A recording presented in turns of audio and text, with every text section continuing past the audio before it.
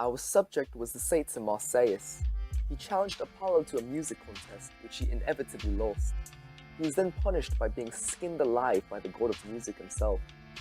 Although the contest was unfair and the punishment severe, this infamous myth emphasizes Marsyas' own overly confident attitude. Marsyas' extremely harsh condition for losing was the inspiration for many different works of art.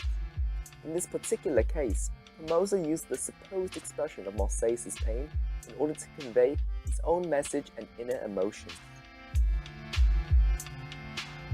Some important extra information on this work of art is that it was made in the late 1600s with the German style.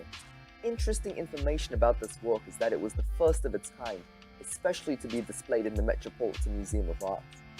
All of this demonstrates just how special and unique this statue is. It makes you wonder how unbelievable it is to appreciate such an amazing display of art, as well as how deep the emotion and history behind it is, and just how much one can learn with just a bit of research. In one of the photos we show, we present the Marsyas bust in its entirety. You can see the entire statue, Marsyas' expression, and a bit of a dragon-like entity on his shoulder. You can see the direction that Marsyas is facing, as well as a bit of the pedestal that he rests on. In another photo that we show, it's a close-up of the dragon that is against Marsyas' shoulder. Similar to Marsyas himself, the dragon has its mouth open in a sort of aggressive, hostile fashion. It certainly seems ominous upon first glance, and even a zoomed-in examination. Finally, one other photo is a close-up of Marsyas' face itself. This is the highlight of the artwork and its most noticeable feature. His winced eyes and contorted forehead convey his distraught expression and emotions. His gaping mouth only adds to the effect that Formosa is showcasing, as does his scrunched up nostrils, all in order to make it clear to the viewer that Marsyas is getting the worst of Hades, and perhaps even descending into the depths of Tartarus itself.